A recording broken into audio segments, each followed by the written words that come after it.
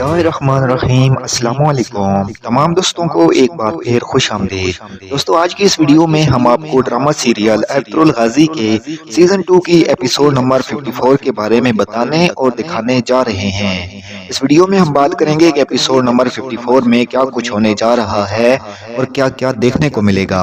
Drama کے بارے میں جاننے سے پہلے اگر آپ ہمارے چینل پر نئے ہیں تو چینل کو سبسکرائب کریں اور بیل آئیکن ضرور پریس کریں۔ دوستو اس کے شروع میں آپ دیکھیں گے کہ تیمور اپنی ماں کی قبر پر بیٹھا ہوا ہے، مگر اسی دوران وہاں پر سردار خوشنود آتے ہیں اور وہ تیمور کے پیچھے کھڑے ہو جاتے ہیں۔ اسی دوران سردار خوشنود کو اپنی پہلی بیوی کا خیال آتا ہے، جس پر وہ کہتے ہیں کہ یا اللہ میرے گناہوں کو بخش دے۔ اگر سلجان کی باتیں سچ ہوئیں تو میں کیسے اپنے بیٹے کا سامنا کروں گا۔ اس کے بعد سردار خوشنود جا کر اپنی مرحوم بیوی کی قبر پر بیٹھ جاتے ہیں۔ تیمور اپنی والدہ کی قبر پر پانی ڈالتا ہے اور کہتا ہے امی جان ہمارے خیمے میں آپ کی بہو لانے کا وقت ہو گیا ہے۔ اس کے بعد آپ دیکھیں گے کہ عالیہ ایک خیمے میں سردار خوشنود کو قتل کرنے کے لیے زہر بنا رہی ہوتی ہے اور وہ کہتی ہے کہ خوشنود میرے غضب کی آگ تمہیں جلا دے گی۔ اس کے بعد آپ اس قسط میں دیکھیں گے کہ تیمور اپنے قبیلے میں اپنی شادی کی تیاری کر رہا ہے۔ اسی دوران وہاں ارطغرل آتا ہے۔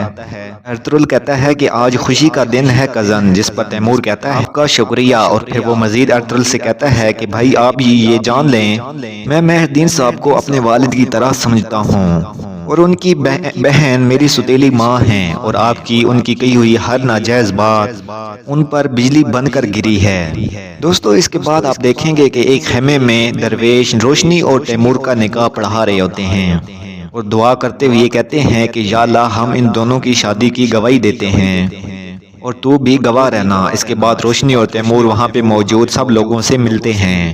اس کے بعد سردار خوشنود تیمور سے کہتے ہیں کہ تیمور میرے بیٹے اور میری نسل میں بچ جانے والے واحد بہادر، اللہ تمہیں ایسی اولاد دے جو اس قبیلے کے لیے عمدہ ثابت ہو۔ اس کے بعد روشنی اور تیمور حیمہ خاتون سے ملتی ہیں اور حیمہ خاتون انہیں دعا دیتی ہیں۔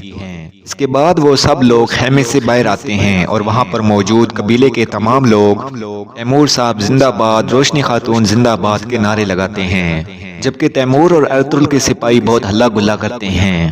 جبکہ دوسری جانب گونجا گل اور عالیہ سردار خوشنود کے خیمے میں جاتے ہیں۔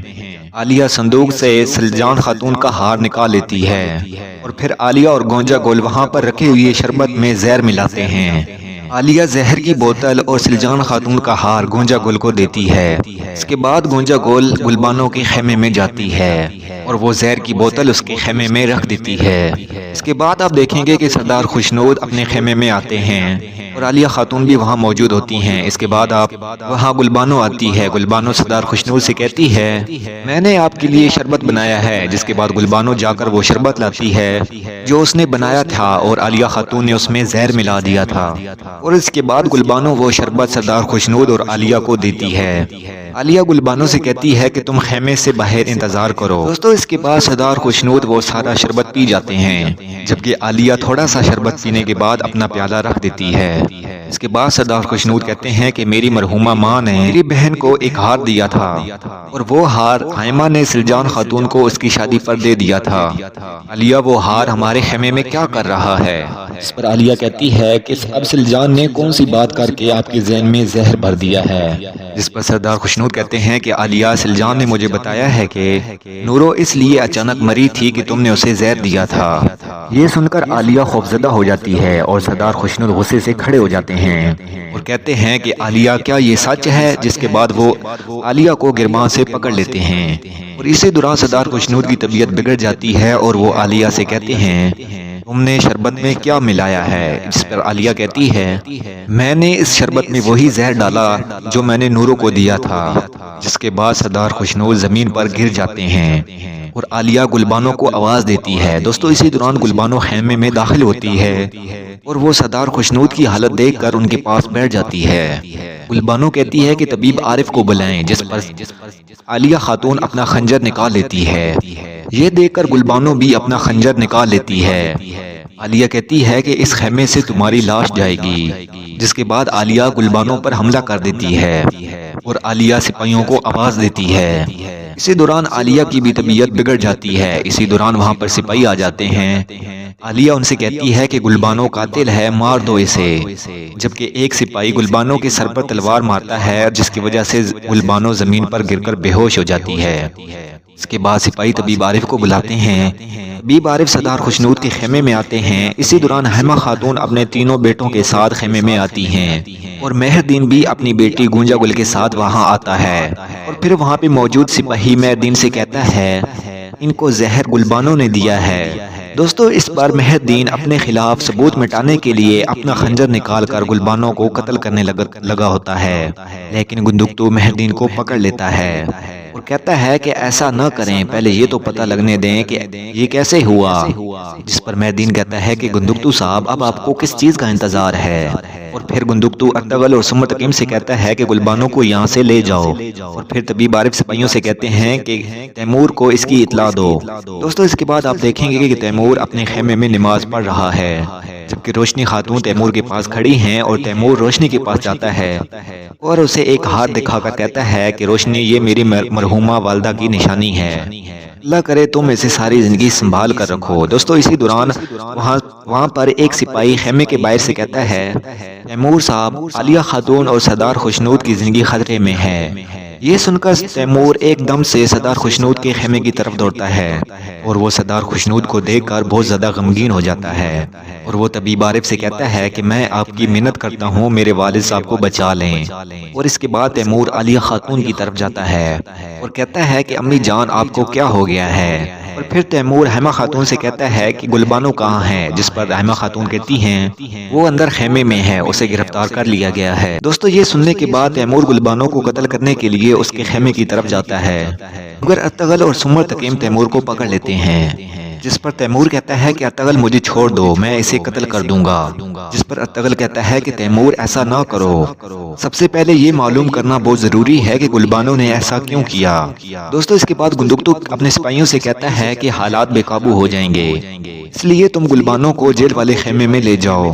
دوسری طرف آپ دیکھیں گے کہ ارطغرل کے سپاہی دوہان، ترگت اور بامسی قبیلے کے درمیان میں موجود ہیں۔ بامسی زور زور سے کہتا ہے کہ دوہان تم نے گلبانو خاتون سے محبت کی۔ اس کے بعد ترگت اور بامسی دونوں دوہان سے کہتے ہیں کہ دوہان بہت جلد ہم تم دونوں کی شادی دیکھیں گے۔ دوستو اسی دوران سپاہی گلبانو کو گرفتار کر کے وہاں پہ آتے ہیں، دوہان اسے دیکھ کر پریشان ہو جاتا ہے۔ گلبانو دوہان سے کہتی ہے کہ دوہان میرا یقین کرو میں بے قصور ہوں۔ اس پر وہاں پہ ایک سپاہی کہتا ہے کہ اس نے ہمارے سردار کو زہر دیا ہے، جس پر دوہان اس سپاہی کی طرف بڑھنے کی کوشش کرتا ہے، مگر ترگت اور بامسی اسے پکڑ لیتے ہیں، اور پھر اس کے بعد سپاہی گلبانو کو وہاں سے لے جاتے ہیں۔ دوستو اس کے بعد آپ دیکھیں گے کہ حیمہ خاتون سردار خوشنود کے خیمے میں کھڑی ہیں۔ حیمہ خاتون کہتی ہیں کہ گلبانو ایسا کام کیوں کریں گی، جس پر مہردین کہتا ہے کہ حیمہ خاتون کیا یہ کافی نہیں ہے کہ ہمیں قاتل کا پتہ ہے، جس پر حیمہ خاتون کہتی ہیں کہ مہردین یہ پتہ کرنا لازمی ہے کہ گلبانو نے یہ کام کیوں کیا۔ اس کے بعد ارطغرل کہتا ہے کہ ہمیں اس کا پتہ لگانا ہوگا کہ اس کے پیچھے کون ہے۔ دوستو اس کے بعد آپ دیکھیں گے کہ دوہان سلجان خاتون کے خیمے میں جاتا ہے، اور وہ ان سے کہتا ہے کہ سلجان خاتون یہ آپ نے کیا کر دیا ہے، آپ نے گلبانو کے ذہن میں کیسا زہر بھر دیا ہے، اس نے سردار خوشنود اور عالیہ کو زہر دے دیا ہے۔ دوستو یہ سن کر سلجان خاتون بہت زیادہ خوفزدہ ہو جاتی ہیں۔ اس کے بعد آپ دیکھیں گے کہ گندگتو اپنے سپاہی کے ساتھ گلبانو کے خیمے کی تلاشی لینے جاتا ہے، وہاں گندگتو کی سپاہی کو زہر کی ایک بوتل ملتی ہے۔ دوستو اس کے بعد آپ دیکھیں گے کہ طبیب عارف سردار خوشنود کے خیمے سے باہر آتے ہیں، اور وہ کہتے ہیں کہ سردار خوشنود کی حالت بہت پیچیدہ ہے۔ اسی دوران وہاں گندگتو آتا ہے اور وہ زہر کی بوتل طبیب عارف کو دیتا ہے، اور کہتا ہے کہ یہ زہر کی بوتل مجھے گلبانو کے خیمے سے ملی ہے۔ طبیب عارف اس زہر کو دیکھتے ہیں اور کہتے ہیں کہ یہ سب سے خطرناک زہر ہے۔ دوستو اس کے بعد آپ دیکھیں گے کہ گلبانو قید والے خیمے میں موجود ہے۔ اسی دوران وہاں گندگتو آتا ہے اور گلبانو گندگتو سے کہتی ہے جناب گندگتو یہ میں نے نہیں کیا، جس پر گندگتو کہتا ہے مجھے یہ بتاؤ کہ تمہارے خیمے میں وہ زہر والی بوتل کیا کر رہی تھی، جس پر گلبانو کہتی ہے کہ گندگتو صاحب مجھے پھنسایا گیا ہے، میرے علاوہ سلجان خاتون بھی یہ سب کچھ جانتی ہے، آپ ان کے پاس جائیں اور وہ آپ کو سب کچھ بتائے گی۔ دوستو یہ سن کر گندگتو کو بہت زیادہ غصہ آتا ہے اور وہ غصے سے وہاں سے چلا جاتا ہے۔ دوستو اس کے بعد آپ دیکھیں گے کہ دوہان، ترگت اور بامسی ایک خیمے میں بیٹھے ہوئے ہیں۔ اسی دوران وہاں ارطغرل آتا ہے اور وہ ترگت اور بامسی کو باہر جانے کا اشارہ کرتا ہے۔ ارطغرل دوہان کے پاس بیٹھ جاتا ہے اور دوہان سے کہتا ہے کہ دوہان میں جانتا ہوں کہ تم گلبانوں سے محبت کرتے ہو، اور اب مجھے وہ سب کچھ بتاؤ جو تم گلبانوں کے بارے میں جانتے ہو۔ جس پر دوحان کہتا ہے، بھائی میں نے سلجان خاتون سے وعدہ کیا تھا کہ میں کسی کو کچھ نہیں بتاؤں گا۔ سلجان خاتون کا نام سن کر ارطغرل حیران ہو جاتا ہے۔ پھر دوحان ارطغرل سے کہتا ہے کہ عالیہ نے سردار خوشنود کے خیمے میں کون سے جرم کیے ہیں۔ حقیقت سے پردہ اٹھانے کے لیے سلجان خاتون عالیہ سے اپنا وہ ہاتھ چاہتی تھی۔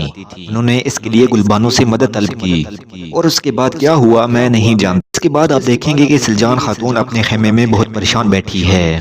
اسی دوران وہاں بندقتو بہت زیادہ غصے میں داخل ہوتا ہے۔ بندقتو اپنا خنجر سلجان کے گلے پہ رکھ لیتا ہے اور کہتا ہے کہ سلجان سب کچھ مجھے بتاؤ، ورنہ میں تمہیں یہی قربانی کے جانور کی طرح کاٹ دوں گا۔ جس پر سلجان خاتون کہتی ہیں کہ بندقتو اگر آپ سچ نہیں جاننا چاہتے تو مجھے اسی وقت یہی قتل کر دیں۔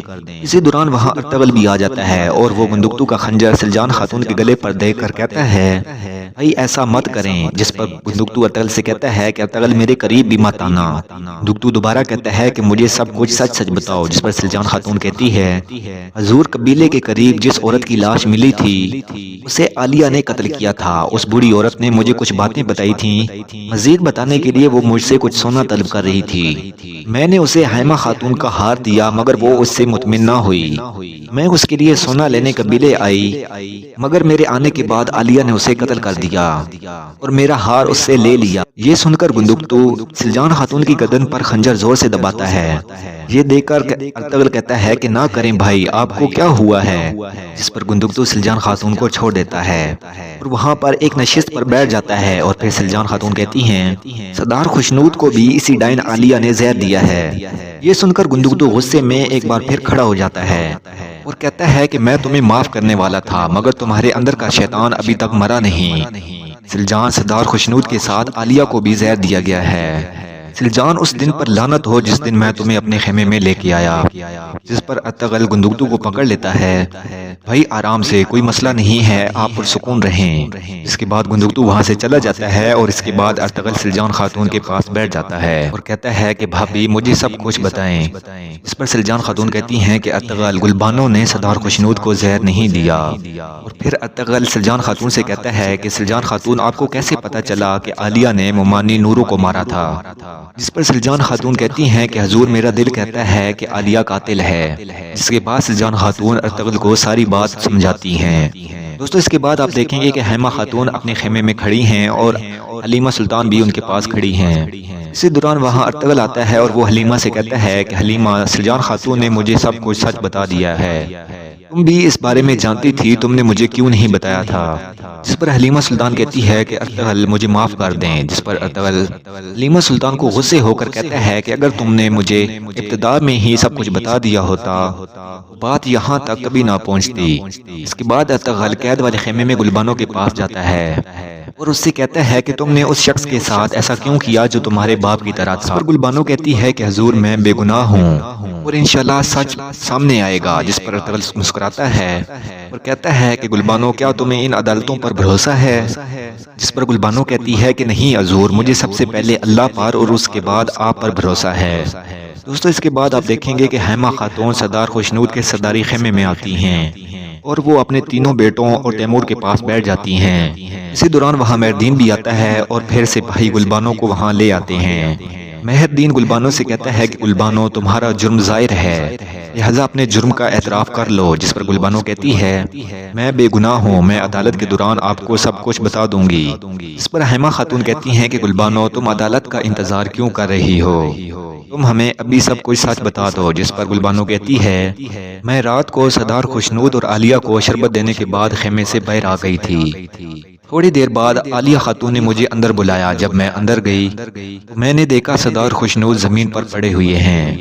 عالیہ خاتون نے یہ کہہ کر مجھ پر خنجر سے حملہ کر دیا کہ میں نے ان کو زہر دیا ہے، میں بے گناہ ہوں۔ جس کے بعد بندقتو گلبانو سے کہتا ہے مجھے تمہارے خیمے سے زہر کی بوتل ملی ہے۔ جس پر گلبانو کہتی ہے یہ بوتل بھی اسی سازش کا حصہ ہے۔ پھر ارطغرل کہتا ہے کہ شادی کے شربت میں زہر ملانے کے بعد تم نے یہ ضرورت کیوں محسوس کی کہ باقی کا زہر اپنے خیمے میں رکھ لوں؟ جس پر تیمور کہتا ہے کہ ارطغرل آپ کا کیا مسئلہ ہے، میرے بابا کی اس حالت کی ذمہ دار خاتون کو بچانے کی کیوں کوشش کر رہے ہیں آپ؟ دوستو اسی دوران طبیب عارف دوسرے خیمے سے آتے ہیں اور وہ کہتے ہیں سردار خوشنود اپنی آخری سانسیں لے رہے ہیں۔ یہ سن کر وہاں پہ موجود تمام لوگ سردار خوشنود کی طرف بھاگتے ہیں۔ آئمہ خاتون اور تیمور سردار خوشنود کے پاس جا کر کھڑے ہو جاتے ہیں اور بہت روتے ہیں۔ آئمہ خاتون کہتی ہیں بھائی میں آپ کی منت کرتی ہوں، آپ ہمیں چھوڑ کر مت جائیں۔ اس کے بعد سردار خوشنود اپنی آخری سانسیں لیتے ہیں اور اس دنیا فانی کو ہمیشہ کے لیے چھوڑ کر چلے جاتے ہیں، جس پر تیمور اور آئمہ خاتون بہت زور زور سے روتے ہیں۔ اس کے بعد تیمور غصے سے اپنا خنجر نکال کر گلبانو کو قتل کرنے کے لیے بھاگتا ہے، مگر ارطغرل اسے روک لیتا ہے۔ تو دوستو آج کی ویڈیو میں بس اتنا ہی۔ امید کرتا ہوں آپ کو ویڈیو پسند آئی ہوگی۔ اگلی قسط دیکھنے کے لیے ہمارے چینل کو سبسکرائب کریں اور بیل آئیکن ضرور پریس کریں۔ تب تک کے لیے اللہ حافظ۔